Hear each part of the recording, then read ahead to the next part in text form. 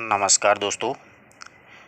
कल हमने दीपक और शलभ यानी दीपक और पतंगे के प्रेम के बारे में कहा है कि उर्मिला कहती है कि दोनों ओर प्रेम पलता है सखी, पतंग भी जलता है और दीपक भी जलता है कि हे सखी, प्रेम का व्यापार है वो दोनों में होता है। कहने का भावार्थ उर्मिला का ये है कि प्रेम जो होता है वो दोनों पक्षों में समान रूप से होता है, यानी नायक और नायिका दोनों ही विरह की आग में जलते रहते हैं। जैसे दीपक भी जलता है और पतंगा भी जलता है, दोनों एक दूसरे से प्रेम करते हैं। मतलब पतंगे को इस बात का पता होता है कि मैं दीपक में जाऊंगा तो जल करके भस्म हो जाऊंगा, है कि नहीं है। परंतु फिर भी वो अपनी यह लीला समाप्त कर देता है इसमें गिर करके, क्योंकि उसको उससे प्रेम होता है। तो इसीलिए दीपक और पतंगे एक दूसरे से प्रेम करते हैं और दोनों ही प्रेम में जलते रहते हैं। अब आगे का जो अपना आज का पद्य है वो है कि शीशे हिलाकर दीपक कहता। पिछला वीडियो आप जरूर देखिएगा, ये मतलब काफ़ी बड़ा है नौमासर्ग इसे साकेत जो रचना है इसमें, क्योंकि उर्मिला एक राम भक्ति जो भी है या रामचरितमानस से संबंधित जो भी काव्य हुए हैं उसमें उर्मिला एक उपेक्षित पात्रा मानी गई है। परंतु गुप्त जी को ऐसा लगा कि वाकई उर्मिला का भी कुछ चरित्र चित्रण होना चाहिए, तो उन्होंने उर्मिला का ही एक पवित्र और एक आदर्श भारतीय नारी के रूप में चित्रित किया है। इस पूरी रचना में पूरी करुणा ही करुणा दिखाई है।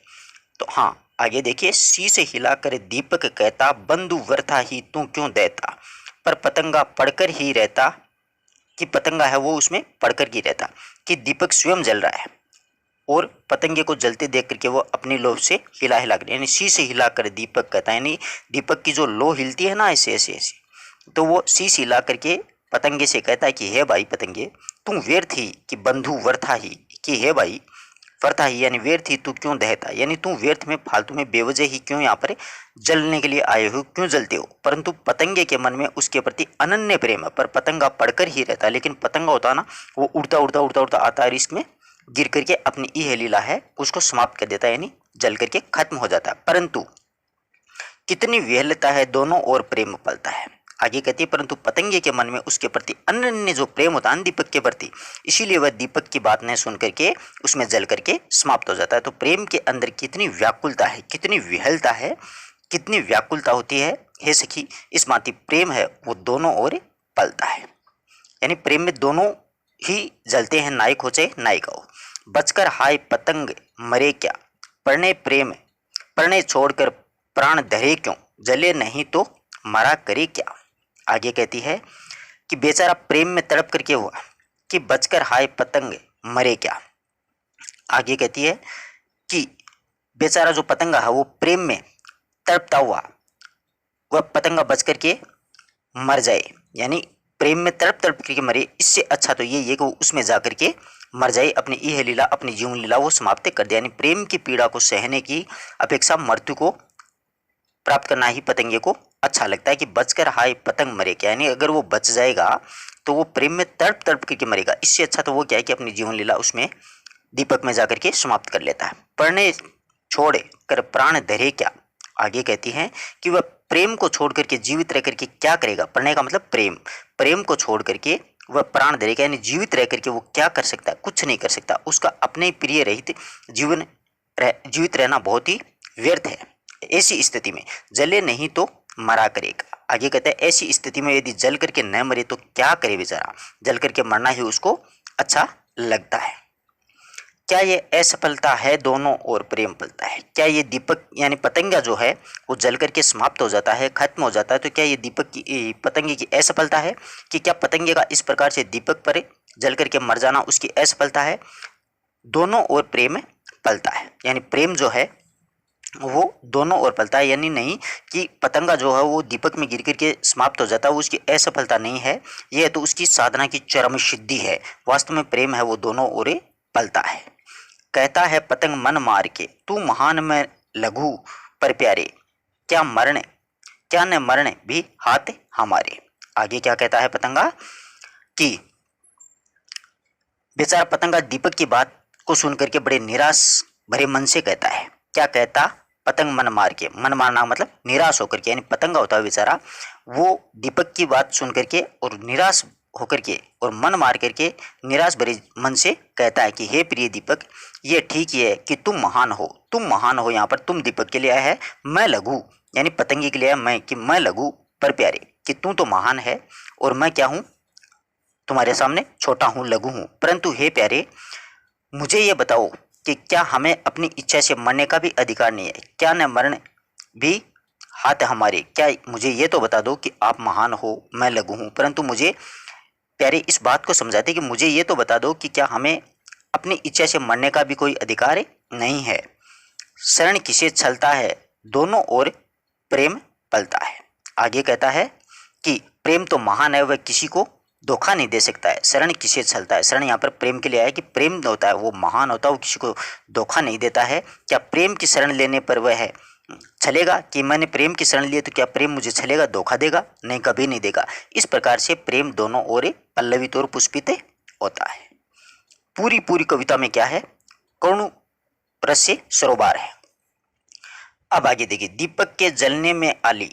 आगे जो है उर्मिला अपनी सखी से कहती है कि हे सखी, दीपक के इस प्रकार जलने से में, यानी इस प्रकार दीपक जो जलता है इसमें भी जीवन का एक गौरव अथवा आनंद है, कि दीपक के जलने में आली फिर भी है जीवन में लाली। यानी दीपक इस प्रकार से जलता है और फिर भी उसके जीवन में क्या है कि गौरव और आनंद है। किंतु पतंग भाग्य लिखी है काली, लेकिन पतंगे की जो किस्मत है, जो भाग्य है, परंतु इस पर मर मिटने वाला, यानी दीपक पे मर मिटता कौन है, पतंगा मर मिटता है, उसका जो भाग्य है, उसका भाग्य लिखा हुआ है किससे, काली रेखा से लिखा गया है। यानी दुर्भाग्य है बेचारा, दीपक तो जलता रहता है, उसका तो जो भाग्य है वो क्या है कि गौरव में और आनंद से भरा हुआ है, लेकिन जो पतंगा इससे अनन्य प्रेम करके उसमें गिर करके नष्ट हो जाता है, उसका दुर्भाग्य देखिए काली रेखाओं से लिखा हुआ है। किसका वश चलता है, दोनों ओर प्रेम पलता है। आगे कहती है, दीपक तो प्रकाश भी देता है, परंतु पतंगा तो जल करके मतलब कालिमा मात्र भी रह जाता है, यानी बिल्कुल खत्म हो जाता है।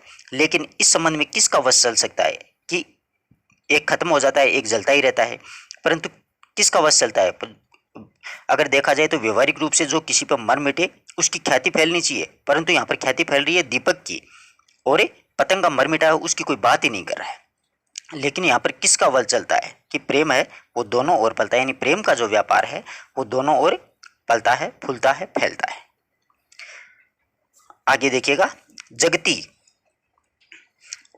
जगती वाणी गुरवृत्ति है रखती, जगती वाणी गुरवृत्ति है रखती, उसे चाहती जिसे है चखती, काम नहीं परिणाम नहीं रखती। ये संसार के जो लोग हैं, आगे क्या कहती है उर्मिला, कहती है कि इस संसार की भावना और दृष्टि तो व्यवसायिक है, कि जगती वाणी यानी इस संसार की, जगती यानी संसार की, वाणी यानी जो बोलचाल की भाषा, और वृत्ति है रखती, यानी ये जो संसार है, इस संसार में की जो भावना है लोगों की, और दृष्टि से तो सिर्फ क्या है कि व्यवसायिकता है, व्यवसाय मात्र है, यानी वो जिससे जो कोई काम होता है, यानी जिससे जो कोई अपने को लाभ होगा उसी को वो देखती है। और उर्मिला इसी प्रकार से इस वृत्ति को आध्यात्मिक गणना के रूप में करती है कि इस संसार के जो लोग हैं उसकी ये रीत है कि इनका प्रेम उनसे ही होता है जिससे उसको लाभ होता है, उसे चाहती, यानी ये संसार या इस संसार के लोग उसे ही चाहते हैं जिसे अचकते हैं, यानी जिससे उनको क्या होता है, लाभ होता है। काम नहीं परिणाम नहीं रखती। आगे वो कहती है कि इस संसार के लोग हैं, वो इस संसार के लोग हैं, वो दूसरों के काम नहीं देखते हैं, बल्कि वो देखते हैं कि इससे अपने को क्या फायदा होगा, परिणाम क्या होगा, क्या लाभ निकलेगा। इसीलिए इस संसार के लोगों की जो वृत्ति है वो एक प्रकार से एक व्यवसायत्मक है, मतलब व्यवसाय के रूप में देख लिए।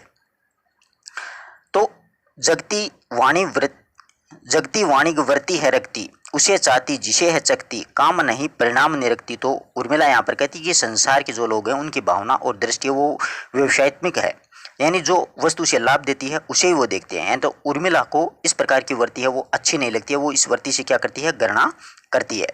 आगे कहती है कि इस संसार के लोगों की ये रीत है कि जिनसे उनका प्रेम है, उनका प्रेम उन्हीं से होता है जिससे उनको मतलब क्या होता है, लाभ होता है, अथवा वह स्वार्थ साधना करते हैं। तो उसी प्रकार से आत्मिक प्रेम का कोई महत्व नहीं है। उर्मिला का कहने का मतलब कि धन लिप्सा पर वह क्या करती है, यहाँ पर व्यंग्य कस रही है कि जो लोग जिससे लाभ होता है उसी से रखते हैं, यानी व्यवसाय वृत्ति वाले लोग हैं वो काम की महत्ता को ही अच्छा ही काम की महत्ता को कोई अच्छा ही नहीं देता, बल्कि उसके परिणाम यानी उसका फल देखते हैं। यानी कोई कितना कार्य कर रहा है उसको कोई महत्व नहीं दे रहा, बल्कि उसके कार्य से मतलब लाभ कितना हो रहा है, उसका परिणाम क्या हो रहा है, उसका फल क्या मिल रहा है, उसको ही देखते हैं। यानी लोगों के मन में, मन की जो भावना है उसका कोई मूल्य नहीं है। यानी मन की भावना है वो लिए बैठे रहो, बल्कि उसके परिणाम निकलेगा उसी को वो ज़्यादा चाहते हैं। मुझे यही खलता है कि प्रेम दोनों ओर पलता है। अब आगे उर्मिला कहती है कि वास्तव में हे सखी, मुझे इस संसार की यही बात बहुत बुरी लगती है कि जो लोग हैं वो मन की बात को कोई महत्व या कोई अहमियत नहीं देते हैं, जबकि परिणाम या फल को महत्व देते हैं। यही बात मुझे सबसे ज़्यादा दुखी करती है, वही बात सबसे ज़्यादा बुरी लगती है कि प्रेम जैसी वस्तु में भी लाभ या हानि को वो दृष्टिकोण रखते हैं। यानी इससे प्रेम में क्या लाभ मिलेगा, क्या हानि मिलेगी, वो ही ध्यान में रखते हैं। तो प्रेम तो शुद्ध और पवित्र है, जो कि दोनों ओर से कोमल भावनाओं के द्वारा पल्लवित और पुष्पित और विकसित होता है। आगे देखिए, बता अरी अब क्या करूं, रूपी रात से रार, भय खाऊं आंसू पीऊं मन मारूं झक मार। बहुत ही गहराई की पंक्ति लिखी है। रात्रि के समय उर्मिला कह रही है कि रात्रि के बढ़ने के साथ ही उर्मिला की व्याकुलता है वो और भी ज्यादा बढ़ जाती है, और वह अपनी सखी से कहने लगती है कि हे सखी बताओ अब मैं क्या करूं। बता अरी, अरी का मतलब हे सखी, बता अरी अब मैं क्या करूं। रूपी रात में, रूपी रात से रार करूं कि हे सखी अब बता मैं क्या करूं, कि अब मैं इस रात्रि में तो मानो मुझसे लड़ाई बांध ली। यानी ये रात है उसने मेरे साथ में लड़ाई बांध ली है। रार का मतलब लड़ाई, रूपी यानी बांध ली है, रात यानी रात्रि, यानी इस रात्रि ने तो मानो मेरे साथ में लड़ाई ही बांध ली। यानी ये अब कटने का नाम ही नहीं ले रही है। भय खाऊं आंसू पीऊं मन मारूं झक मारूं। आगे कहती है कि ये जो रात्रि का समय है वो व्यतीत होने का नाम ही नहीं लेता, बल्कि गहरी ठहरी हुई और मतलब लंबी सी लगती है मुझे, यानी काफ़ी लंबी हो गई है ये रात्रि। तो तुम बताओ कि मैं इस रात्रि से क्या डर जाऊं, या फिर अपने आंसुओं को ही पी लूं, अथवा इसे हार मान करके या फिर मन मार करके मैं चुपचाप झक मारूं, मतलब चुपचाप यहीं पर बैठ जाऊं। कि हे सखी तू ही बता कि इस रात्रि के डर के कारण मैं या तो भय खाऊं यानी डर जाऊं, या फिर अपने आंसुओं को पीऊं, आंसू पीऊं, या फिर मैं मेरा ही मन मार करके अर्थात मन को मार करके चुपचाप यहीं पर बैठ जाऊं। आगे क्या कहती हैं उर्मिला देखिएगा कि क्या अक्षर अक्षर में चौंक रही मैं, सुनती मुझे आज यही मैं, तो सखी क्या जीवन ने जनाऊं, इस अक्षरदा को विफल बनाऊं।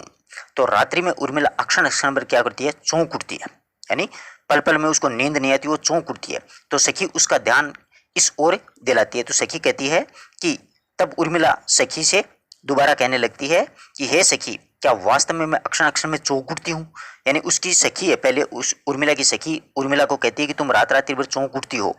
तो उर्मिला फिर कहती है अपनी सखी से दोबारा पूछती कि हे सखी सच बताओ कि क्या मैं वास्तव में रात रात भर में मतलब रात में अक्षर अक्षर भर में चौंक उठती हूँ। सुनती मुझे आज यही मैं तुमसे आज यही बात सुन रही हूँ कि तुम ये बताओ कि क्या मैं इस प्रकार चौंक करके अपना जीवन जीवित रहना प्रकट कर सकूं। तो सखी क्या ये जीवन न जनाऊं। तो हे सखी तुम ही ये बात मुझे सुनाओ, तुम ये बात मुझे बताओ कि क्या मैं इस प्रकार चौंक करके अपना जीवित रहना प्रकट करूं, इस अक्षरदा को विफल बनाऊं, या फिर इस रात्रि के प्रियतन को मैं विफल बना दूं। अर्थात सोने पर उर्मिला के विरह पीड़ा वो भूल जाती है, इसलिए चौंक उठने के द्वारा उसकी वह पीड़ा पाकर के मानो वह जीवित हो उठी है। इस प्रकार से उर्मिला है वो अपनी सखी से पूछती है कि क्या सच तू ही बता कि रात रात्रि भर में मैं जाकर के ऐसे चौंक चौंक करके उठ जाती हूँ, और तू ही सुना मुझे आज ये जो बात है कि तुम बताओ कि क्या मैं इस प्रकार से चौंक करके अपना जीवन बिता सकती हूँ या जीवित रह सकती हूँ, इस अक्षरदा को विफल बनाऊँ, या फिर यह बताओ कि मैं ये जो रात्रि का प्रयत्न है इसको मैं विफल बना दूं। अरी सुरभि, आगे देखिएगा, अरी सुरभि जा, सुरभि का मतलब सुगंध है, वैसे यहाँ पर गाय मत लगा लेना। अरी सुरभि जा लौट जा अपने अंग सहेज, तू है फूलों में पली यहाँ पर कांटों की सेज। यानी मैं तो प्रियतम के बगैर यहाँ पर मतलब मखमल का गद्दा है, फिर भी मुझे तो कांटे चुभ रहे हैं, इसमें अच्छा ही नहीं लग रहा है। तो देखो सुगंध को संबोधित करते हुए उर्मिला कह रही कि हे सुगंध तू यहाँ से अपने अंगों से बचा करके तू यहाँ से लौट जा, अंगों को सहेज कर यानी सिमेट करके तू यहाँ से निकल जा। तेरा वास तो क्या है, तू है फूलों में पली, कि हे सुगंध तू तो पुष्पों में रहती है, पुष्प परागों में रहती है, तू तो मतलब कमल के पुष्पों में रहती है। यहाँ पर कांटों की सोज और यहाँ पर मैं अकेली पड़ी हुई हूँ, इसलिए ये कांटों की सैया पे लेट रही हूँ। तू मेरे पास में आकर के क्या कर रही है, तू तो कोमल कली में पली हुई है, यानी मतलब कलम की पंखुड़ियों में पली हुई है, तू कोमलता में पली हुई है, इसलिए तू अपने पंखों को सेज करके वहीं पर वापस चली जा। तो तेरा वास तो क्या है, फूलों में है, कोमलता की जगह पर है, लेकिन यहाँ पर तो कांटों की सेज है। लेकिन मेरी जो सैया है यहाँ पर कांटों की सैया बिछा रखी है मैंने, मैं इस पर लेट रही हूँ। आगे देख, जो तेरे मतलब अनुकूल नहीं है, क्योंकि पुष्प पराग जो होती है ना, खुशबू, वो कांटों में कभी नहीं होती है, वो फूलों में ही बसती है। यथार्थ था सो सपना हुआ, यथार्थ था सो सपना हुआ, अलिख था जो अपना हुआ, रही यहाँ केवल ये कहानी, सुना वही एक नई पुरानी। आगे क्या कहती है कि अतः उर्मिला आगे अपनी सखी से कहती है कि मिलन के जो अक्षण मेरे जीवन में वास्तव में आए थे, यथार्थ था जो सपना हुआ, यानी मेरे जीवन में जो मिलन के जो समय आया था वो मतलब एक तरह से सपना होकर के बीत गया। क्योंकि ऐसा था कि मेरी शादी हो गई है, अब प्रियतम से मैं मिलूंगी, लेकिन प्रियतम वो वन में श्री राम भगवान के साथ में चले गए, तो मेरे लिए तो वो एक तरह से क्या हो गया, सपना हो गया। तो उर्मिला कहती हैं कि मिलन के समय जो अक्षण थे मेरे, वो वास्तव में आए थे, वो तो एक सपने के समान प्रतीत हो गए। अलिख था जो अपना हुआ, और जो मैंने कभी नहीं सोचा था, जो मिथ्या था अर्थात बिल्कुल झूठ था, और जिसकी मैं कल्पना भी नहीं कर सकती थी, वो मेरे लिए अपना हो गया। यानी वो मैंने कभी सोचा ही नहीं था कि मैं मेरी प्रीतम से अलग रहूंगी, लक्ष्मण से अलग रहूंगी, और आज रियल में मैं वास्तव में अगर देखा जाए तो मैं उससे अलग पड़ी हूँ। तो अलिख यानी मिथ्या और झूठ था, जो एक मतलब एक काल्पनिक धारणा थी, वो मुझे यथार्थ रूप में मिल गई, मेरी अपनी हो गई। रही यहाँ केवल ये कहानी। आगे कहती है कि अब तो जीवन में पिछले सुखों की कहानी है जो सुना, और इसमें सब कुछ मैं भूल जाऊं, सुना वही एक नई पुरानी, यानी कोई मेरे बचपन के जीवन की कोई जो पिछले सुखों की जो कहानी है वो सुना दे, जिससे कि मैं सब कुछ भूल जाऊं और थोड़ा सा मुझे संतोष है, थोड़ा सा सुख है वो मिल सके। तो रही यहाँ पर यही कहानी, रही यहाँ केवल यह कहानी, सुना वही एक नई पुरानी, की एक ऐसी कोई पिछले सुखों की मुझे कहानी सुना दो जिससे मैं सब कुछ भूल जाऊं। आगे देखिएगा, आओ हो तुम्हें प्रिय के शोपन विराट, अर्घ्य लिए आंखें खड़ी हेर रही हैं बाट, बाट का मतलब समय। तो देखो, रात्रि के समय उर्मिला जो है वो रात्रि को देख करके उर्मिला कहती है कि यदि प्रिय नहीं आए तो वो सपन में, स्वपन में भी मेरे आ जाएं, कि अगर वास्तव में अगर प्रियतम नहीं आ सकते हैं तो हो सकता है सपने में भी आ जाएं। इसलिए वह अपने प्रिय के स्वपन को बुलाती है कि आओ हो तुम्हें प्रिय के स्वपन विराट, कि हे शोपन तुम आओ, और मेरी आँखों, मेरी जो आंखें हैं उसमें भरी है आंखों की पूजा सामग्री लेकर के मैं तुम्हारी जो बाट देख रही हूँ, हे शोपन तुम मेरी आंखों आंबो। अर्घ्य लिए, अर्घ्य का मतलब होता है आरती उतारना या फिर पूजा वगैरह करना। तो कहती है कि ये जो उर्मिला है वो अपनी आंखों में पूजा सामग्री लिए हुए खड़ी हुई है और तुम्हारी राह देख रही है। अर्घ्य लिए आंखें खड़ी ये है, यानी ये जो उर्मिला है मेरी आंखों में भरी हुई जो पूजा सामग्री है वो लेकर के मैं तुम्हारी बाट जो रही हूँ, तुम्हारी राह देख रही हूँ। तो शोपन को संबोधित करते हुए उर्मिला नींद को कहती है, नींद को बुलाती है, कि कहती है कि हे शोपन तुम आ जाओ, और मेरी आंखों में मैंने यानी पूजा आरती जो सामग्री, आरती का जो सामान है वो लेकर के मैं तुम्हारी राह देख रही हूँ। अगर स्वप्न में मेरे स्वामी आ गए तो मैं उनकी आरती उतारूंगी। अब आगे नींद को संबोधित करती है, आजा मेरी निंदिया गूंगी, आजा मेरी निंदिया गूंगी, आ मैं सिर आंख पर लेकर चंद खिलौना दूंगी। आगे उर्मिला कहती है कि हे मेरी गूंगी नींद तुम आ जाओ, मैं तुम्हारे सिर आंखों पर रख करके तुम्हारा स्वागत करके और उपहार स्वरूप तुम्हें चंद खिलौना यानी चंद्रमा रूपी खिलौना है वो मैं तुम्हें दूंगी। तो यहाँ पर पूछा जा सकता है चंद खिलौना उर्मिला किसको देना चाहती है, तो गूंगी निंदिया को देना चाहती है, नींद को वो संबोधित कर रही है। प्रिय के आने पर आवेगी अर्धचंद्र ही पावेगी, यदि मेरे प्रियतम आ गए और फिर अगर तू नींद आ गई ना तो फिर तो तुम्हें आधा चांद ही दूंगी, क्योंकि प्रियतम के समय तो मैं खुद जगना चाहती हूँ उनके साथ में, लेकिन अगर प्रिय के आने पर यानी मेरे पतिदेव के आने पर अगर तू नींद आ गई ना तो मैं तुम्हें आधा चांद ही खिलौने में मिलेगा। पर यदि आज उन्हें लावेगी, लेकिन आज तुम उन्हें लेकर के आवेगी तो तुम्हें पूरा चांद मैं दूंगी। यदि आज उन्हें लावेगी तो तुझसे ही लूंगी, आजा मेरी प्यारी निंदिया गूंगी। तो आगे कहती है कि अगर प्रियतम के आने पर तुम अगर आई तो तुम्हें पूर्ण चांद ने मिलकर के अर्ध चांद मिलेगा, परंतु फिर भी अगर तुम यदि आज ले आई तो मैं तुम्हारे लिए पूरा चांद ही दूंगी। तो देखो, यदि आज उन्हें ले आई तो तुमसे ही लूंगी, आजा मेरी निंदिया गूंगी। तो आगे कहती है कि यदि तुम उन्हें आज ले आई यानी प्रियतम को ले आई तो तुम्हारे ही से मैं ले लूंगी। अर्थात उर्मिला लक्ष्मण के दर्शन स्वरूप दर्शन है वो स्वप्न में चाहती है, तो साक्षात रूप में नहीं चाहती है कि आज अगर तू प्रियतम को मेरे सपने में ले आई तो मैं दर्शन में ही यानी स्वप्न में ही मेरे पतिदेव के या प्रियतम के दर्शन चाहती हूँ, साक्षात रूप में कभी नहीं चाहती हूँ। पलक पावड़ों पर पद रख तू यानी मेरी आंखों रूपी जो पलक पावड़े हैं यानी मेरी आंखों के पलक पावड़े हैं उस पर तू चरण रख करके आओ। तनिक सलोना रस बीच सकतूं और मेरी आंखों से तुम अश्रु रूपी जो रसपान है उसको भी आराम से करे। आ दुखिया की ओर निरखतूं और मेरी मैं जो दुखिया नारी हूँ मेरी दुखिया की दशा पर दया करके हे नींद तुम आ जाओ। तो यहाँ पर कहती है कि नींद को कहती है कि अगर तुम आ जाओ पलक पावड़े पर पद रखतूं यानी मेरी आंखों के पलक रूपी जो पावड़े हैं उस पे तुम चरण रख करके आ जा।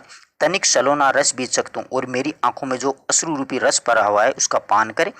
आ दुखिया की ओर निरखतूं और इस दीन दुखिया की दशा पर दया करके नींद तू जल्दी से आ जा।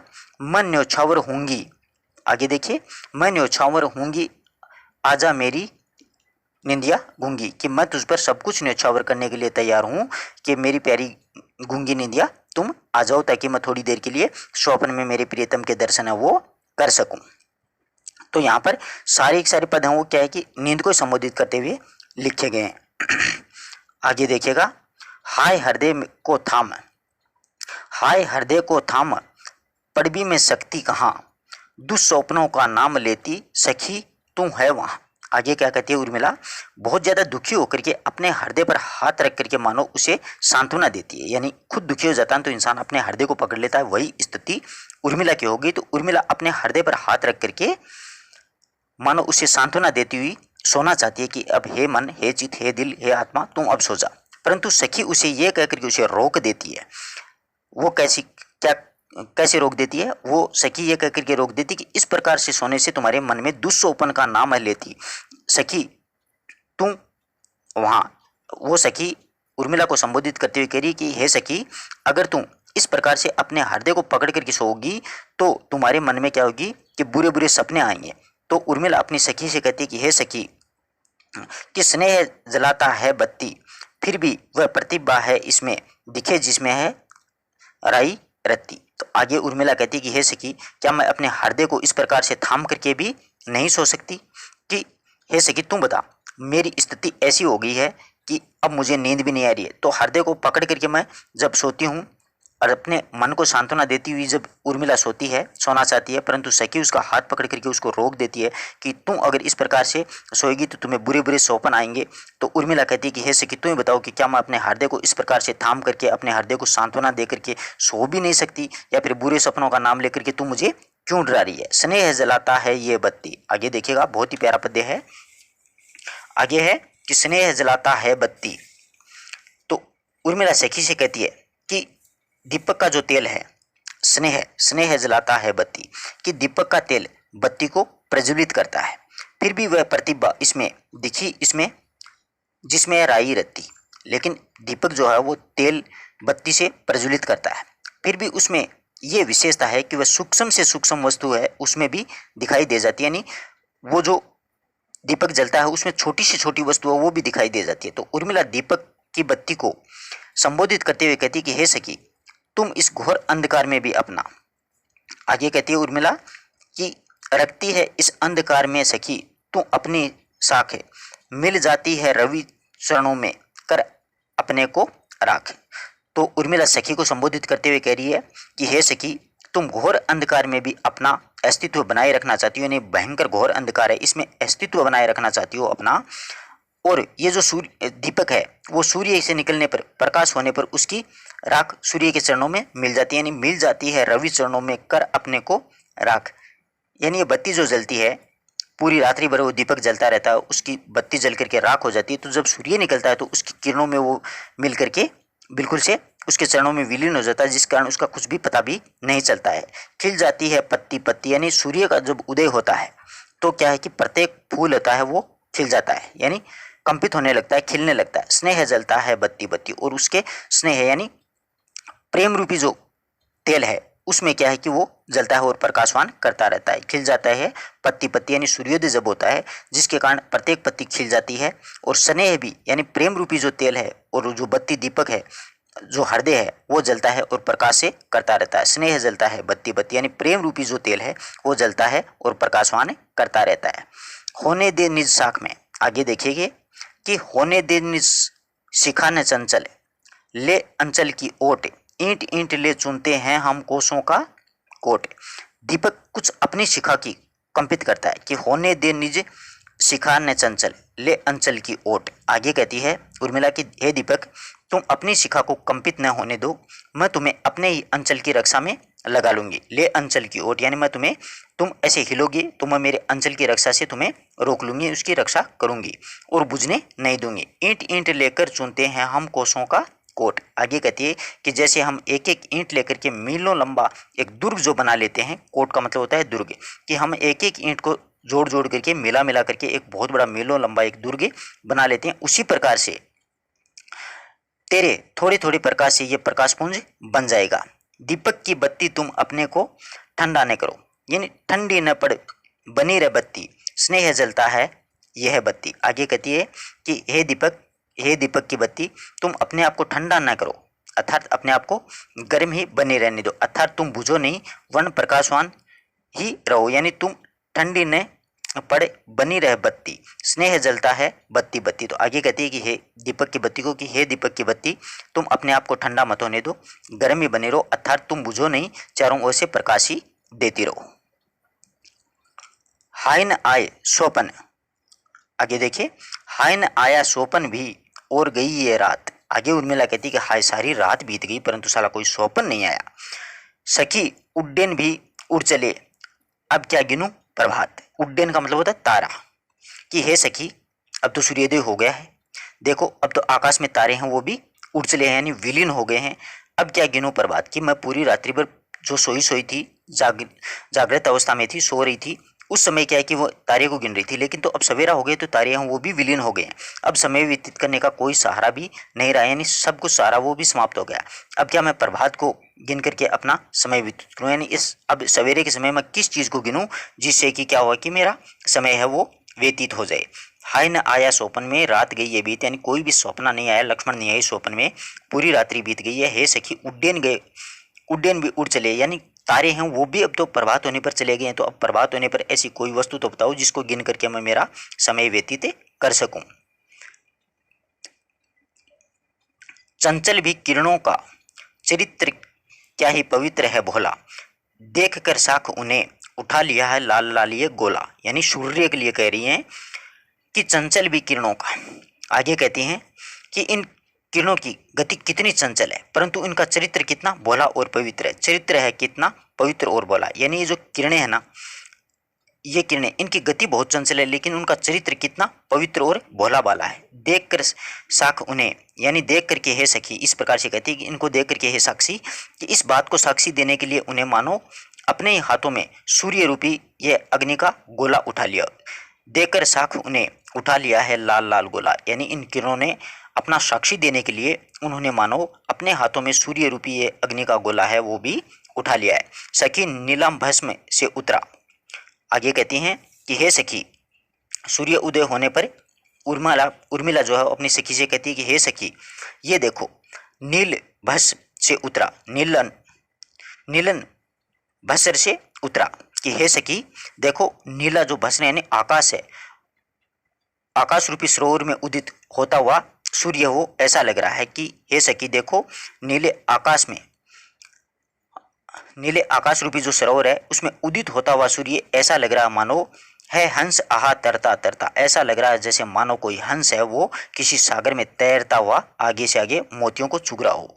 अब तारक मोक्ति के हैं शेष नहीं, यानी जैसे कोई हंस किसी तालाब में मोतियों को चुगता है ऐसे ये सूर्य है वह आसमान रूपी जो सागर है उसमें मानो ऐसे लग रहा है जैसे मोतियों को चुगता हुआ आगे बढ़ रहा है। अब तारक मोती शेष नहीं, यानी अब तारे रूपी जो मोती हैं वो तो अभी शेष बचे भी नहीं है, यानी वो बिल्कुल खत्म हो गए हैं, क्योंकि सवेरा हो गया है तो तारे हैं वो ओझिल हो गए हैं, कि कोई भी तारक मोती है नहीं तारे रूपी मोतियों वो शेष नहीं बचा है।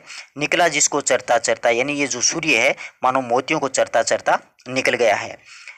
अपने ही हिमबिंदु बचे हैं तब भी, आगे कहते हैं कि मोतियों के समान दिखने वाली ओस की जो बूंदें हैं ना वो मानो आत्मसात हो रही हैं, यानी वो भी अब बची हैं। चलता उसको डरता डरता। अब धीरे धीरे क्या है कि सूर्य निकलने पर ओस की बूंदें वो भी विलीन हो रही हैं, तो पृथ्वी पर अपनी किरणों रूपी वो जाल है वो डाल रहा है। गड़ जाए ना कंटक भूतल के कर डाल रहा है डरता डरता। जिस प्रकार से पृथ्वी पर अपनी किरणों रूपी जो हाथों से वो सूर्य है वो धीरे धीरे ऐसे लग रहा है जैसे कोई जाल डाल रहा हो, तो उसे ये इस बात का भी भय है कि पृथ्वी पर कांटों पृथ्वी के कांटों से उसके हाथों में कहीं पर चुभने जाए, गड़ने जाए कंटक भूतल पर, यानी पृथ्वी पर जो वो कांटे हैं वो कहीं उसके हाथों पर न गड़ जाएं।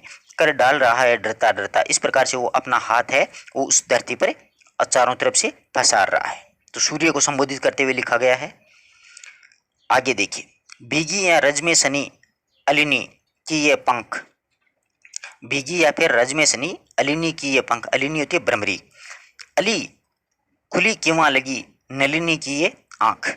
आगे कहती है कि हे सखी तुम बताओ, इस भ्रमरी के पंख पुष्प पराग में तने हुए हैं कि भीगी हैं, भीगी मतलब भीगे हुए हैं, रज सनी, रज यानी पुष्प पराग में सने हुए हैं, अलिनी की ये पंख यानी अलिनी यानी भ्रमरी के जो पंख हैं वो पुष्प पराग में बिल्कुल सने हुए हैं और ओस जल से भीगे हुए हैं वो। अली खुली क्यों लगी नीलिनी की ये आंख। आगे कहती है कि यानी ये पूरी ऐसा लगता है जैसे प्रेम रस में डूबी हुई है। तो हे सखी कमलिनी जो है, नीलिनी का मतलब कमलिनी, कमलिनी की वह आंख खुली हुई है अथवा बंद है, यानी मेरी आंखों में प्रिय की प्रतीक्षा में खुली या बंद रहती हैं। इसी प्रकार से ये जो नीलिनी है यानी कमलिनी जो है वो ऐसा लगता है कि मानो इसकी आंख खुली है या बंद है, ऐसा उसमें प्रतीत नहीं हो रहा है। बो कर कुछ काटते हो, सो कर कुछ काल, रो कर ही हम मरे, खो कर स्वर ताल।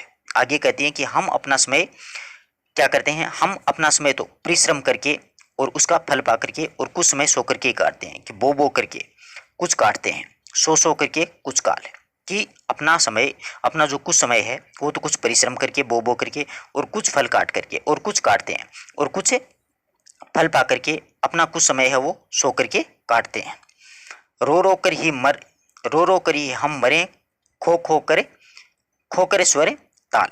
आगे कहते हैं कि और कुछ समय सोकर काटते हैं, कुछ विश्राम करके व्यतीत करते हैं, परंतु मैं तो जीवन भर सारा जो स्वर है वो सब ताल खो करके रो करके ही मर रही हूँ। यानी मैं पूरे जीवन में, मेरे जीवन में या तो मैं पड़ी रही हूँ, सोई रही हूँ, या फिर रो करके मर के तिल करके मेरा समय है वो व्यतीत कर रही हूँ।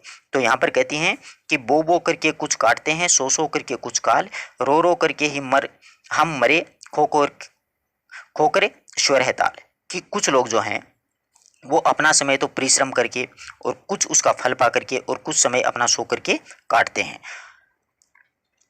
यानी समय व्यतीत करते हैं, परंतु मैं तो अपने जीवन में सारे स्वर हैं, रो करके ही हम मरे, खोकर स्वर है ताल। कि हम तो इस समय क्या है कि पूरा जीवन है वो स्वर ताल खो करके मतलब रो करके ही मैं तो जी रही हूँ, कि पूरे जीवन भर मैं तो रो करके ही अपना समय व्यतीत है वो किया है। आगे देखिए, वो है मेरा ये वराक वसंत कैसा, ऊंचा गला रूंध गया अब अंत जैसा, देखो बढ़ा जोर जरा जड़ता जगी, लो उधरो सांस उक्सी जलने लगी। उर्मिला ने अपनी सखी से कहा कि ओहो मरा वह वराल वसंत कैसा। अब वसंत ऋतु को कहती है कि ओहो ये बेचारा वसंत जो मरा हुआ है, ओहो मरा वह वराक वसंत कैसा, कि ओहो ये वसंत तो मरा जा रहा है, किस प्रकार से मुरझा गया है, यानी बिल्कुल से मुरझा गया है, इसलिए वो ऐसा लगता है जैसे मरा ही जा रहा है। और उसका ऊंचा गला रूंध गया, यानी उसका जो ऊंचा गला था इस प्रकार से रूंध गया, रुक गया, मानो को उसका अंत समय समीप आ गया, यानी जैसे अंत समय समीप आता आदमी का तो गला रूंध जाता है, आवाज़ नहीं निकलती है, वैसे ही बसंत का मानो ऊंचा जो गला है वो रूंध गया है अब अंत जैसा। अब ऐसा लग रहा है कि उसका अंतिम समय है वो समय पे आ गया है। देखो बढ़ा जोर, कि देखो उसको, यानी जोर यानी बुखार बहुत है, यानी जोर का ताप बहुत ज़्यादा बढ़ गया है, जरा जड़ता जागी, और उसके शरीर में जड़ता का मतलब वृद्धावस्था है, फिर शिथिलता निरंतर बढ़ती जा रही है। लो उधरो सांस उसकी चलने लगी। आगे कहती है कि ये लो अब उसकी जो सांस है वो बहुत जोर जोर से चलने लगी है, यानी उर्मिला ने बसंत के जाने का, ग्रीष्म के आने का वर्णन यहाँ पर किया है कि अब उष्णता बहुत ज़्यादा बढ़ गई है, ताप बहुत ज़्यादा बढ़ गया है। अब ये देखो कि जो वसंत ऋतु है उसका शरीर वृद्धावस्था के कारण शिथिलता निरंतर उसकी बढ़ती जा रही है, और अब ये लो अब तो इसकी सांसें भी बहुत जोर जोर से बहुत तेज तेज से चलने लग गई हैं। अब ग्रीष्म ऋतु का वर्णन आ गया, यानी हर ऋतु का वर्णन किया है इसमें। तपोयोगी आओ तुम्हें अब खेतों के सार, कूड़ा करकट हो जहां करो जाल कर छार। तो उर्मिला है, अब ग्रीष्म ऋतु है, ग्रीष्म ऋतु उसका क्या है कि स्वागत कर रही है। तो ग्रीष्म ऋतु का स्वागत करते हुए उर्मिला कहती हैं कि तपोयोगी, यानी तपोयोगी मतलब कि हे ग्रीष्म ऋतु तुम तपोयोगी हो। तो यहाँ पर पूछा जा सकता है तपोयोगी किसको कहा गया, तो ग्रीष्म ऋतु को कहा गया कि हे तपोयोगी ग्रीष्म आओ तुम जब खेतों के आधार हो, आओ तुम्ही सब खेतों के साथ, कि इन सभी खेतों के तुम ही आधार हो, अथवा उस उर्वरा शक्ति को बढ़ाओ, यानी ज़्यादा गर्मी पड़ेगी तो इससे जो उमस है वो निकलेगी, उर्वरा शक्ति है वो खेतों की बढ़ेगी। हे ग्रीष्म तुम जहाँ कहाँ भी कूड़ा करकट दिखाई दे, कूड़ा करकट हो जहाँ करो जाल कर छार, कि हे ग्रीष्म ऋतु तुम्हें जहाँ पर भी कूड़ा करकट दिखाई देना उसे देखते ही जला करके राख कर दो। आया अपने द्वार पर, आया अपने द्वार तप, तू दे रही किवाड़, सखी क्या मैं बैठूं विमुख ले उसिर की आड़। आगे कहती है कि आया अपने द्वार तप, तप का मतलब ग्रीष्म ऋतु के लिए आया है, परंतु अब कहती हैं कि योगी या फिर तपस्वी मनोविकारों तथा विषय वासनों से उसको मतलब भस्म कर दो। तो उर्मिला कहती हैं कि ग्रीष्म का प्रभाव देख करके सखी से कहती है कि शीतलता के लिए खस की कोई टट्टी वगैरह वो जो आड़ होती है ना उसके खस के किवाड़ लगा दे तुम मेरे लिए, कि गर्मी बहुत ज़्यादा बढ़ गई है। तो गर्मी का प्रभाव देख करके सखी शीतलता के लिए खस की टट्टी या फिर आड़ लगाने के लिए कहती है कि तू दे रही किवाड़, कि आया अपने द्वार तब, कि मेरे द्वार पर ग्रीष्म ऋतु आई है और तू इसे दे रही है किवाड़, और तू इसके किवाड़ बंद कर रही है। यानी कोई योगी आता है तो हे सखी उसको, मतलब कोई भिखारी वगैरह कोई योगी आता है तो उसको अपन कुछ देते हैं, उसके लिए अपन किसी किवाड़ की ओट में नहीं बैठते हैं। तो सखी क्या मैं बैठूं विमुख ले उसिर की आड़। आगे कहती हैं उर्मिला उत्तर देती हैं, हे सखी इस ग्रीष्म रूपी जो तपस्वी हमारे द्वार पर आया है, परंतु तुम उसका स्वागत न करके दरवाजे बंद करने की बात कर रही हो। यानी हे सखी क्या मैं बैठूं विमुख हो, यानी अपने घर में कोई अगर तपस्वी आए तो उसका अपन को स्वागत करना चाहिए, बल्कि तू तो स्वागत न करके उसका दरवाजा बंद करने के लिए कह रही हो। तो हे सखी तुम ये चाहती हो कि मैं तपस्वी अतिथि से विमुख होकर के, मतलब उसको मैं पीठ दिखा करके और उससे विमुख होकर के आड़ में बैठ जाऊं, ये उचित नहीं है कि घर आए हुए तपस्वी का अनादर किया जाए। लेकिन ग्रीष्म का यहाँ पर स्वागत करना चाहिए अपन को, जबकि ये नहीं है कि ग्रीष्म ऋतु आई है तो तू शीतलता के लिए खस की टट्टी वगैरह वो लगा रही हैं जिससे कि मुझे मेरे शरीर को शीतलता प्रदान होगी, ये बहुत गलत होगी। तो यहाँ पर ग्रीष्म को तपस्वी के रूप में चित्रित किया है। आगे देख, ठेल मुझे न अकेली अंध अवनी गर्भ गेह में आली, आज कहाँ है उसमें हिमांशु मुख की अपूर्व उजियाली। बहुत ही अच्छा पद है कि ठेल मुझे न अकेली अंध अवनी, अंधकूप होता ना मतलब गर्भगृह जिसको बोलते हैं। तो उर्मिला अपनी सखी से उस गर्मी से बचाने के लिए उर्मिला की सखी है वो उसे तय खाने में ले जाती है। अंध का मतलब अंधेरा, अवनी का मतलब धरती, यानी जो गर्भगृह होता है ना तहखाना उसको बोलते हैं।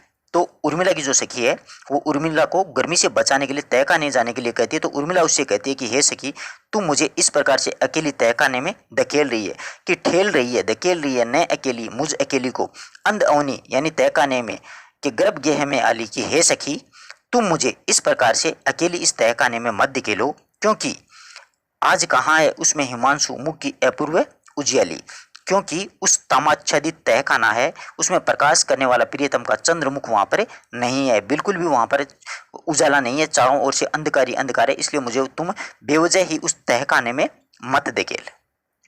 आगे देखिए, आकाश जाल सब और तना, आकाश जाल सब और तना रवि तंतु वाय है आज बना, यानी ये आकाश जो आज एक जाल की तरह तना हुआ, आकाश जाल सब और तना, यानी जो संपूर्ण आकाश है वो आज एक जाल की तरह तना हुआ है, यानी हर ओर सूर्य की किरणें फैली हुई हैं। आकाश है वो रवि रूपी मकड़े का जाल प्रतीत हो रहा, रवि तंतु, रवि का मतलब सूर्य, तंतु का मतलब जाला, कि ये जो आकाश है वो सूर्य रूपी मकड़े का जाला प्रतीत हो रहा है आज बना, यानी ये जो आकाश है वो सूर्य का एक मकड़े के जाले के समान प्रतीत हो रहा है। तो यहाँ पर सूर्य को मकड़े के समान बताया है, तंतु जाला यानी मकड़े के एक जाले के समान लग रहा है, आसमान में सूर्य की जो किरणें फैल रही हैं वो करता है पद पर प्रहार वहीं।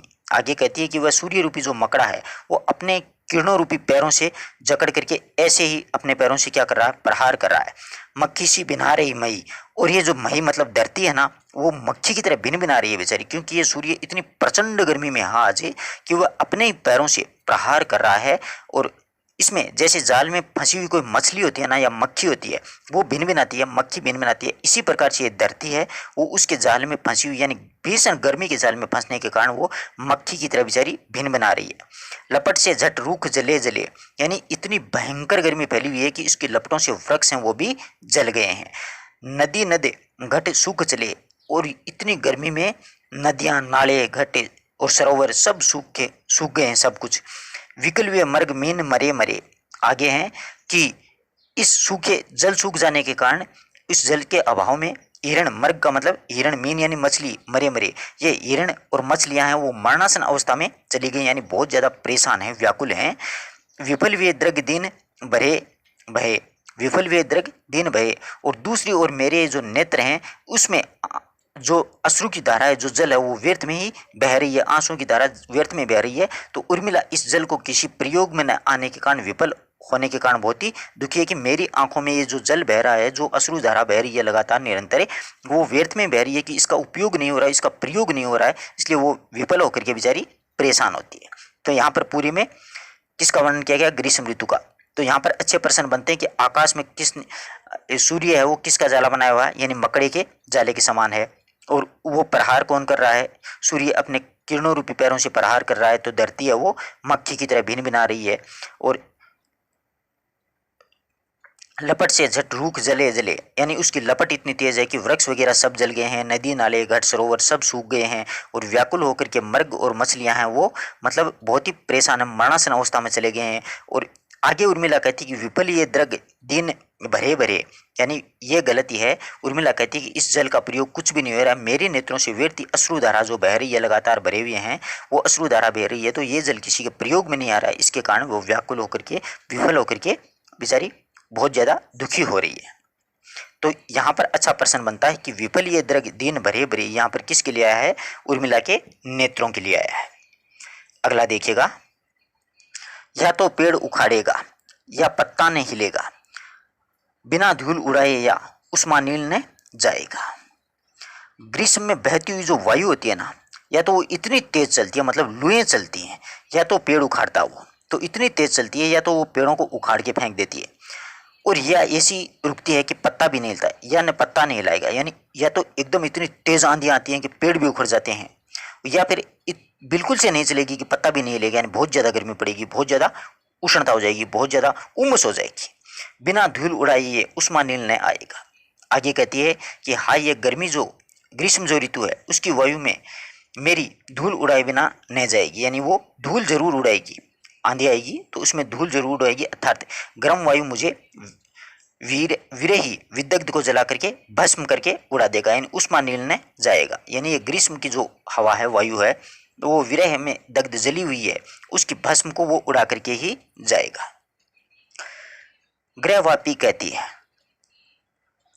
आगे देखिए, ग्रहवाणी कहती है, ग्रहवाणी कहती है भरी रही रिक्त क्यों न अब होंगी, पंकज तुम्हें दिए हैं और अब किसे पंकजा में दूंगी। बहुत अच्छी पंक्ति कही है कि ग्रहवापी या फिर ग्रहवाणी। तो यहाँ पर उर्मिला कहती है कि ग्रीष्म जो है वो सूखती हुई जल की बावड़ी को मानो कह रही है। ग्रहवापी है, ये वाणी नहीं है, वापी का मतलब बावड़ी होता है। कि ग्रहवापी कहती है, ग्रहवापी कहती है कि भरी रही रिक्त क्यों न अब होंगी, कि ग्रीष्म में सूखती हुई जल की जो बावड़ी है वो मानो ऐसे कह रही है कि मैं अब जल से परिपूर्ण भरी रही हूँ, तो अब खाली भी अवश्य होंगी। कि भरी रही हूँ, कि हाँ सही है, बरसात में जल से भरी रही हूँ, रिक्त क्यों न अब होंगी, क्योंकि अब ग्रीष्म ऋतु शुरू हो गई, तो अब मैं बिल्कुल खाली भी अवश्य होंगी। पंकज तुम्हें दिए हैं, पंकज का मतलब कि जब मुझ में पानी होता है तो मेरे अंदर क्या है, कमल खिलते हैं, कि मैंने आप लोगों को कमल दिए हैं, तो और किसे पंख आज मैं दूंगी। लेकिन आज मैं जो कमल देने का उपहार जो आपको दिया था, तो लेकिन अब मैं ये कीचड़ किसको दूंगी, ये कीचड़ भी आप ही को बाहर निकालना पड़ेगा, ये कीचड़ भी आप ही के सौभाग्य में रहेगा। कि पंकज तुम्हें दिए हैं, कि मैंने कमल तुम्हें दिए हैं, तो आज ये पंख किसे दूंगी, तो ये पंख यानी कीचड़ वो भी मैं तुम्हें ही दूंगी। आगे देखिए, दिन जो मुझको देंगे अली उसे मैं अवश्य ही लूंगी, दिन जो मुझको देंगे अली उसे मैं अवश्य लूंगी, सुख भोगे हैं मैंने दुख भला मैं क्यों न भोगूंगी।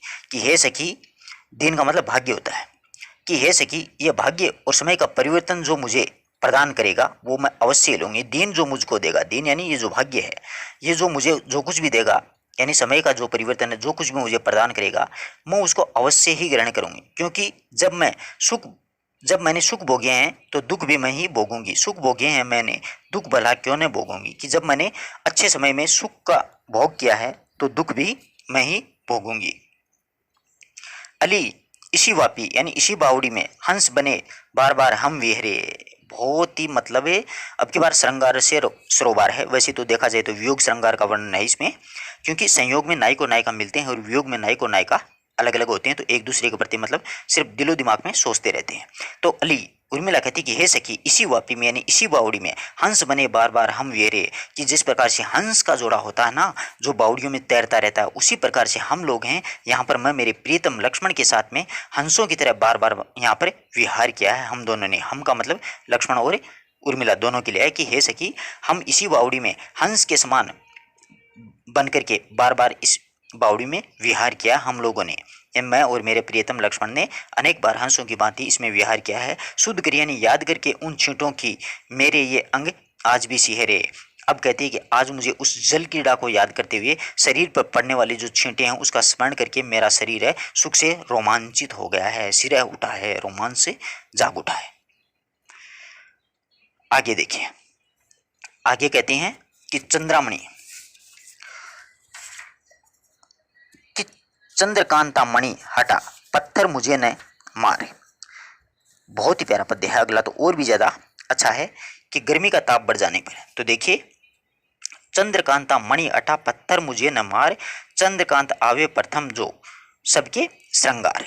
तो यहाँ पर कहती है कि हे सखी, उसको मतलब सखी वो शीतलता देने का प्रयत्न करती है। तो वो कहती है कि उर्मिला कहती है कि चंद्रकांत मणियों का आभूषण पहनती है कि चंद्रकांत मणियां हटा, कि चंद्रकांत मणियों का मैंने आभूषण पहना इसको हटा। परंतु उर्मिला जो है वो उसे रोकते कहती है, यानी वो चंद्रकांत मणियों का जो आभूषण होता है वो शरीर को शीतलता प्रदान करता है।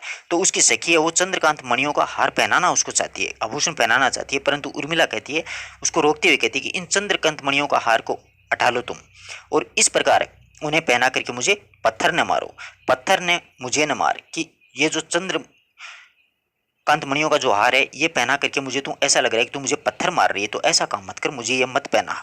चंद्रकांत आवे, चंद्रकांत का मतलब यहाँ पर लक्ष्मण के लिए आया है कि चंद्रमा रूपी, चंद्रमा के समान शुभ कांति वाले जो प्रियतम मेरे लक्ष्मण हैं वो आएंगे, तो सबके श्रृंगार मेरे प्रियतम लक्ष्मण के सर्वप्रथम आए। कि चंद्रकांत आवे प्रथम जो सबके श्रृंगार, यानी वो जब आएंगे चंद्रकांत यानी चंद्रमा के मुख की कांति के समान, चंद्रमा की कांति के समान मुख वाले लक्ष्मण जब आएंगे तब मैं ये सारे श्रृंगार जरूर अवश्य सर्वप्रथम करूंगी, लेकिन आज मुझे ये चंद्रकांत मणियों का जो हार है वो मत पहना, तो एक तरह से पत्थर मार रही है मुझे। आगे देखिएगा कि हृदय स्थिति स्वामी, बहुत ही प्यारा पद्य है। हृदय स्थिति स्वामी की स्वजनी उचित क्यों ने नहीं अर्चा, मन सब उन्हें चढ़ावे चंदन की एक क्या चर्चा। सखी उर्मिला के ताप को कम करने के लिए एक मतलब अर्चा का मतलब होता है एक लेप यानी एक दवाई। पहले क्या होता था, किसी चीज़ का लेप कर दिया जाता था तो वो रोग दूर हो जाया करता था। आजकल तो क्या है कि इंग्लिश दवाइयाँ चल रही हैं, इसलिए तो यहाँ पर क्या है कि हृदय स्थिति स्वामी की स्वजनी उचित क्यों नहीं अर्चा, मन सब उन्हें चढ़ावे चंदन की एक चर्चा। तो उर्मिला के ताप को कम करने के लिए उनकी जो सखी है उसके शरीर पर क्या है कि चंदन का लेप करना चाहती है कि हृदय स्थिति स्वामी की स्वजनी उचित क्यों नहीं चर्चा।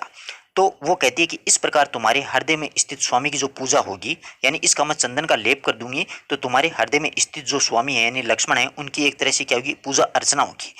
ये सुनकर के उर्मिला उसे कहती है कि हे सखी, मेरे हृदय में निरंतर रूप से वास करने वाले मेरे प्रिय पति को ये पूजा उचित ही है कि मन सब उन्हें चढ़ावें चंदन की एक चर्चा।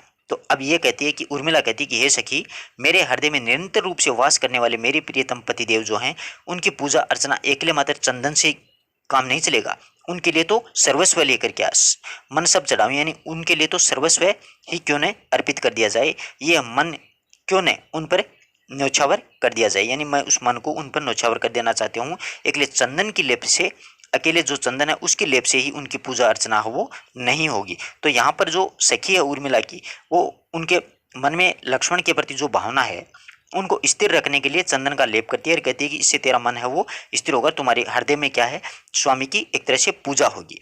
तो फिर वो उर्मिला उत्तर देती है सखी से कि हे सखी, मेरे हृदय में निरंतर रूप से जो वास करने वाले मेरे प्रियतम पतिदेव हैं, उनकी पूजा अकेले चंदन से करना उचित नहीं है। चंदन की एक अर्चा यानी अकेले चंदन की चर्चा करना ही एक उचित नहीं है, बल्कि उनके लिए तो सर्वस्व लेकर के आए, यानी मैं सब कुछ उन पर अपना अर्पित करना चाहती हूँ, न्योछावर कर देना चाहती हूँ।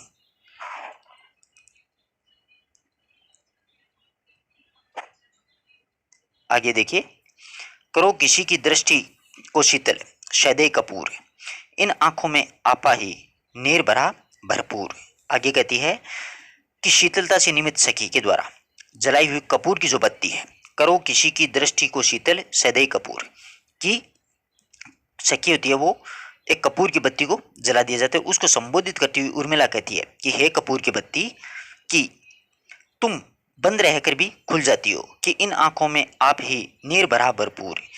तो आगे उर्मिला कहती है कि हे बत्ती, तुम मतलब बंद रह करके भी बिल्कुल खुली खुली सी रह जाती हो, यानी कपूर को बंद रखा जाए तो भी वह घुल जाता है, परंतु खुलने पर तुम अक्षण भर के लिए जल करके प्रकाश प्रदान कर देती हो, यानी चारों ओर से पूरा प्रकाश से वातावरण है उसको भर देती हो। तो कपूर को संबोधित करते हुए उर्मिला कहती है कि हे कपूर की बत्ती, हे कपूर, तुम तो ऐसी हो कि बंद होने पर भी तुम घुल जाती हो, अगर कपूर को बंद रख दिया जाए तो भी वो घुल जाता है, लेकिन खुलने पर वह अक्षण भर के लिए पूरा अक्षय तरह वो प्रकाश प्रदान कर देता है और अंधकार है वो बिल्कुल समाप्त हो जाता है। तो मेरे जीवन में धीरे धीरे घुल रहा है, वो ऐसे करिए कि मेरा जो जीवन है इसमें धीरे धीरे घुलना लिखा है, यानी प्रकाश धीरे धीरे होगा, एक क्षण में समाप्त हो जाना नहीं है।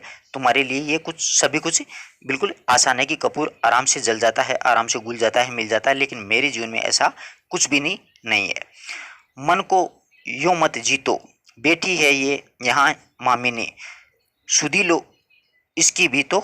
आगे कहती है कि मन को यूं मत जीतो, आगे जो उर्मिला है वो संबोधित करते हुए कह रही कि मन को तुम इस प्रकार से मत जीतो, बेटी है यहाँ पर मामिनी, मामिनी का मतलब तुम्हारी प्रेमिका, तुम्हारी पत्नी, सुधी लो उसकी भी तो, यानी उसकी भी तो तुम यादें करो, कि मन को तुम इस प्रकार से मत जीतो।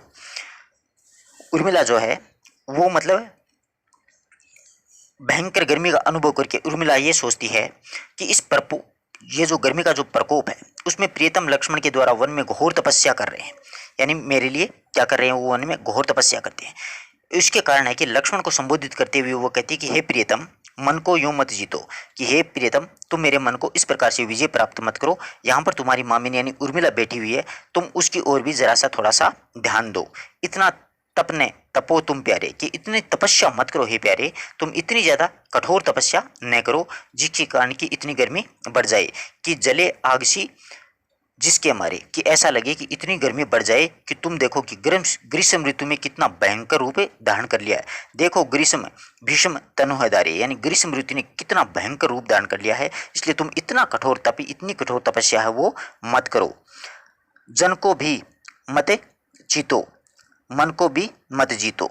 आगे कहती हैं कि हे प्रियतम, तुम है ना इस दासी की इच्छा भी पूर्ण होने दो। हे प्रियतम, इस भयंकर गर्मी के कारण सब प्राणी हैं वो प्यास से व्याकुल हो रहे हैं, यदि तुम तनिक भी तुम्हें ध्यान है तो जन को भी मन चीतो, यानी ये जो जनता है, यानी हे स्वामी, ये जो इतनी ज़्यादा जो जनता है वो इतनी परेशान हो रही है, इसको भी मत परेशान करो।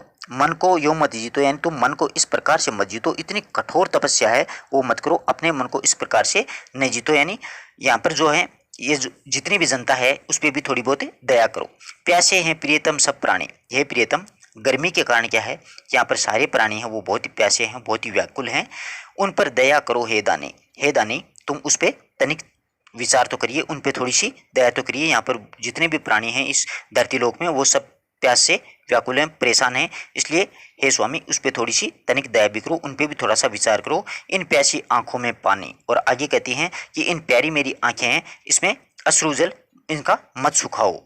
मानुष कभी न रीतो, मन को यो न जीतो। आगे कहती हैं कि मेरे मन रूपी सरोवर को रिक्त मत करो। मानुष कभी न रीतो, यानी मेरा मन रूपी जो सरोवर है इसको तुम रिक्त मत करो। मन को यूं न जीतो, यानी तुम इतनी कठोर तपस्या मत करो कि इस प्रकार से मेरे मन को न जीतो। धरकर धरा धूप ने धांधी। आगे देखिएगा, धरकर धरा धूप ने धांधी, धूल उड़ाती है ये आंधी, परले आज किसी पर कटी बांधी। आगे देखिए कहती हैं कि धूप की तीव्रता ने इस पृथ्वी को पकड़कर दबा दिया है। धरकर धरा धूप ने धांधी, धांधी का मतलब पकड़ कर रख दिया है कि इस धूप ने, मानो ये जो धूप है, इस धूप की तीव्रता ने पृथ्वी को पकड़ करके दबा दिया है। धरा दिया मतलब धांधी मतलब धरा दिया, दबा दिया है। धूल उड़ाती है आंधी, और ये जो आंधी जो चल रही है ना, वो चारों तरफ से क्या हो रही है, धूल ही धूल उड़ रही है। परले आज किस पर कटी बांधी।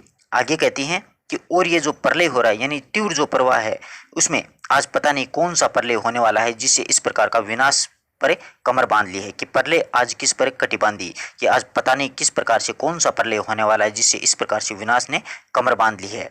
फिर आगे कहती हैं, जड़ ने बनो दिन बीतो मन को यो ने जीतो।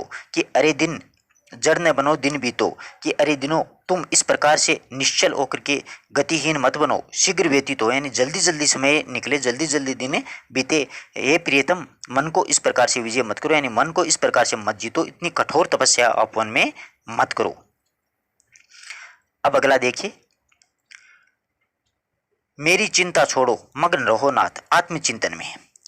उर्मिला लक्ष्मण को संबोधित करते हुए अगला पद कहती है कि हे नाथ, हे स्वामी, हे मेरे प्रियतम, तुम मेरी तनिक भी चिंता मत करो, मेरी चिंता छोड़ो। मेरी यहाँ पर उर्मिला के लिए है, चिंता छोड़ो मग्न रहो नाथ, यानी हे लक्ष्मण, हे स्वामी, हे नाथ, तुम मेरी चिंता छोड़ दो, तनिक भी चिंता मत करो, और अपने ही आत्मचिंतन में लीन रहो, यानी तुम आप जिस चिंतन में लगे हो ना, उसमें लीन रहो।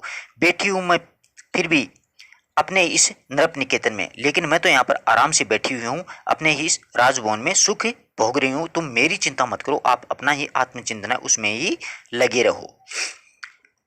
ठहर अरी, आगे देखिए, ठहर अरी इस हृदय में लगी विरह की आग, ताल व्रंत से और भी ददक उठेगी जाग। आगे उर्मिला कहती है कि शरीर में इस प्रकार से पसीना बहता है कि ठहर अरी इस हृदय में लगी विरह की आग, ताल व्रंत से और भी ददक उठेगी जाग। यानी अपनी सखी से वो उर्मिला है, वो कहती है कि इस प्रकार से पसीना बहता देख करके सखी उसको पंखा झुलाने के लिए कहती है। तो उर्मिला उसको रोक करके कहती है कि ठहर अरी, कि हे सखी तुम रुक, हे सखी तुम रुको, ठहर जाओ, मेरे हृदय में जो विरह की अग्नि लगी हुई है, इस हृदय में लगी है विरह की आग, यानी मेरे हृदय में विरह की आग लगी हुई है। मुझे भय है कि मुझे इस प्रकार का भय है कि ताल व्रंत से और कभी ददक उठेगी आग, कि तू जो पंखा झुलाएगी तो मुझे ऐसा लग रहा है कि मेरे हृदय में और ज़्यादा अग्नि है वो भड़क उठेगी, यानी और ज़्यादा अग्नि, विरह की अग्नि जो जल रही है वो भड़क उठेगी, और ज़्यादा आग है वो चारों तरफ है बढ़ जाएगी। तो हे सखी, तुम मेरे हृदय में लगी हुई विरह की आग है उसको बुझाने की कोशिश मत करो। तुम ये झूलना जो डोल रही हो, झूला मुझे जो हवा देने के लिए पंखा डुला रही हो, इसको रोको, क्योंकि ताल व्रंत से और भी ददक उठेगी आग, कि ऐसा लग रहा है कि मुझे यह भय है कि कहीं विरह की अग्नि इसके कारण, यानी पंखे की हवा के कारण हवा पकड़ करके वो अग्नि और ज़्यादा कहीं और ना बढ़ जाए। नमस्कार दोस्तों, अब इतना ही पढ़ेंगे, काफ़ी लंबा हो गया वीडियो, पिछले वाला वीडियो भी आप देख लीजिएगा। इसी प्रकार से 5-7 वीडियो में अपन इसको पूरा कर लें। धन्यवाद।